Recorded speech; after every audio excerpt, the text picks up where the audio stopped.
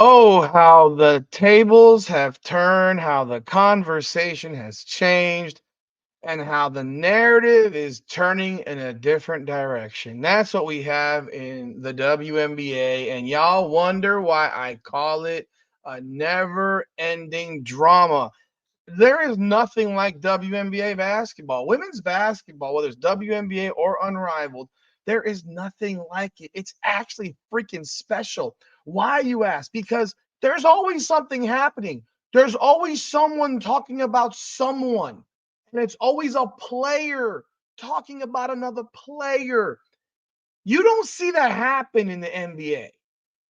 You don't see that happen in the NFL. You don't see that happen in baseball, but it happens on a daily basis in the WNBA. It's wild. And the most recent one, of course, is, as you know by now, is Lexie Brown has a podcast come out, and she gives her opinion, and she's very, very supportive or what have you of Caitlin Clark. Now she's a fan. Now, welcome back, everyone, to another edition of Rudy's Rant, powered by Coming Out the Podcast. I'm your host, Rudy Rodriguez Showma. We talk facts over feelings here. I am Rudy the Hammer, and I got some hammer time for y'all. If y'all are new to the channel, please hit that like button, subscribe. I greatly appreciate it. Leave a comment. And for those of you who are back again, I appreciate y'all very much. Leave a comment, like the video, pound that like button. Do not wait to pound the like button. Now, talking about what you see from people talking in the WNBA, I'm just going to get right to it. There's no point in waiting around because Lexie Brown said what she said. She said what she said. And I have no problem with what she said, but I have a problem with the fact that people seem to forget, or in her own statement, she kind of ignores the fact that she didn't always say nice stuff about Caitlin Clark. So here we go. Boom. Indiana, some people were saying, might have had the best offseason of any of the teams. I agree. What are your thoughts? I agree. They gave Caitlin some dogs around her. They're not playing. They're not playing around. They gave her some more shooters. Natasha Howard, I think, was their best signing. I think people forgot what type of player she was while she's been in Dallas. She's a great defensive player. She can go out and give you 30. She's a great screener, which is going to be very beneficial to Caitlin. For Caitlin, yeah. DeWanna Bonner, just having that veteran presence and energy, like she can go make big time buckets for you. Sophie Cunningham, just her energy alone. I'm excited to see her back at her natural position, which is the 3. She's actually been playing the 4 for quite some time in Phoenix, but she's been doing a good job considering that's not her natural position. And then, of course, re-signing Kelsey Mitchell. I remember saying last year before the season even started that they're going to go as Kelsey Mitchell goes. You know, she started the season hurt and came back. And after All-Star break, her and Caitlin found this balance and this cadence that made them very hard to guard, which is why they were able to make the playoffs. So I'm excited to watch them. I'm actually also excited to play against them. I think all the noise from last year, obviously it's going to be there, but you add a ton of veterans that supposedly were hating on the rookies, but all wanted to go play with her. Like, they wasn't hating. They was pissed that we have to chase her around all the time. But when you get the opportunity to play next to a player like that, you're going to go. So I'm excited for them. I'm really excited for Kelsey Mitchell. She has been with that Fever organization since 2018 when we got drafted together, and she's been through the good and the bad and the ugly. So I'm happy that the way they welcomed her in with her re-signing, with the like little parade inside the arena, the announcements, the Pacers showed love. Like, that's what Kelsey Mitchell deserves, and I'm really glad that they were able to do that for her too. Yeah, I'm excited to watch them. And Caitlin, I think people underrate, because of all of the noise about everything else, how good her rookie year was. Like, it was incredible. It was so amazing. For them, I think Indiana, but it's not only people are also forgetting Aaliyah. Like, they have put a lot into drafting really good young talent. And so it's like for them to be like, okay, we got our girl, building what she needs around her, Right. building. All right.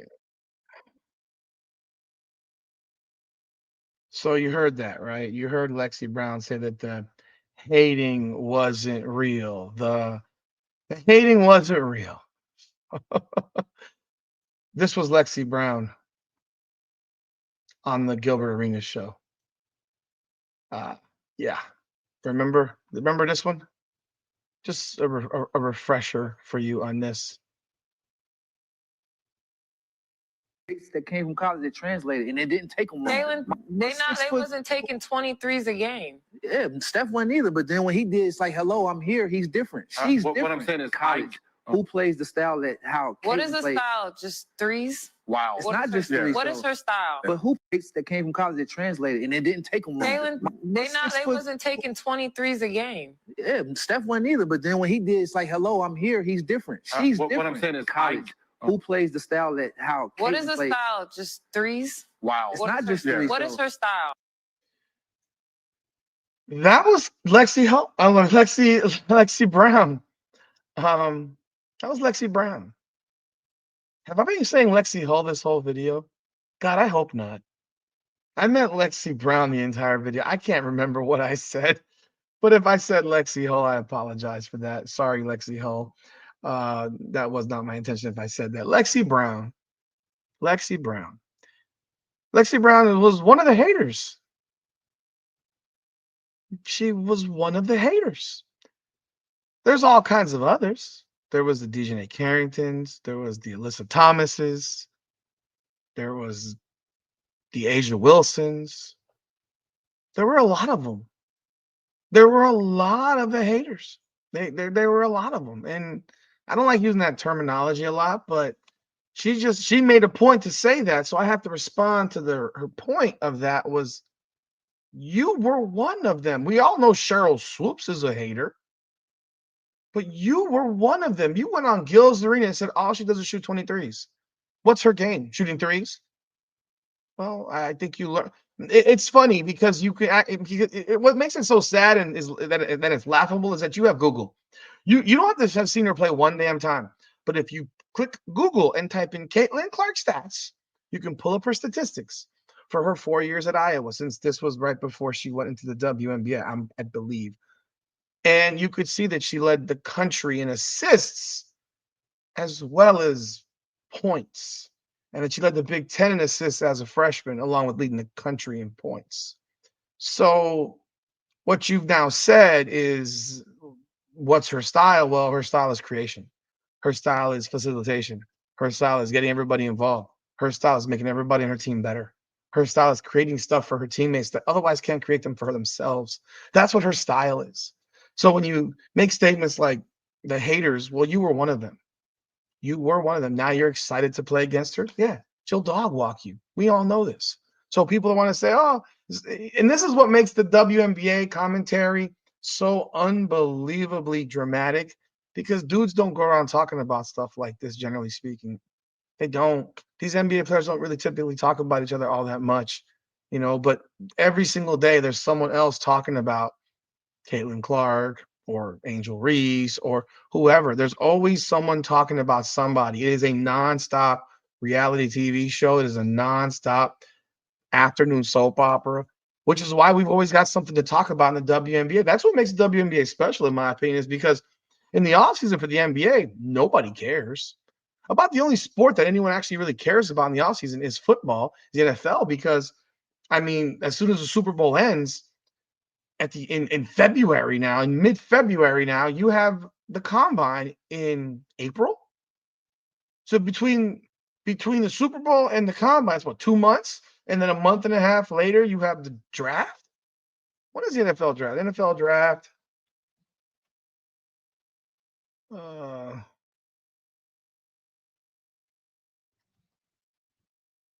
Hey, I'm sorry. The combine might be right now. The combine already has combines, and the draft's in April. Like the NFL does such a good job of staggering stuff in certain ways. It keeps the NFL in your brain 12 months a year.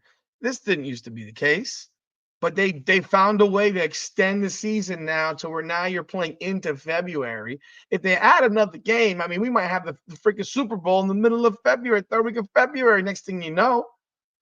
So that's, outside of the NFL, like no one talks about the NBA come August, late after mid-July. No one's talking about it. August, September, nobody cares because no one's talking. They're on vacation. But the women, they are yakety, yakety, yakety, yak. It is nonstop. And now Lexie Brown's part of it. What are your thoughts about what Lexie Brown had to say? Because I'm sorry, I can't. While she's speaking the truth in terms of, yeah, they put some dogs around Caitlin Clark. Yeah, they have. Good, good. And it just proved that all the BS, all that stuff that was being said last year was all lip service. Because Alyssa Thomas was is engaged to DeWanna Bonner. Brianna Turner talked a whole lot of trash about whatever's happening in Indiana, but yet they all want to join the party. Y'all gonna make me lose my mind. Up in here, up in here. Y'all gonna make me go all out. Up in here, up in here. Y'all gonna make me act a fool. Up in here, up in here. I mean, there's a party up in here, up in Indiana. They all wanted to be a part of it, and they knew that. So when people are saying, like, yeah, who wants to play with her? Everybody wants to play with her.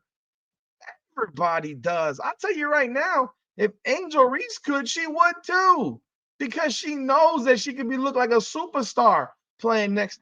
If you flip flop Angel Reese and Aaliyah Boston right now, Angel Reese averages easy 20 points a game, easy, and that could have been on her last season's shooting percentage.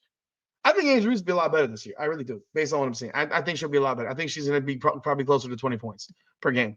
That's another conversation for another day, but Lexie Brown, my goodness, I guess you've changed sides because you were one of the haters. Let me know your thoughts in the comments. Love to hear what you got to say. This is Rudy's Rant. Like the video, subscribe, ring that bell. We talk facts over feelings, man. Come on now.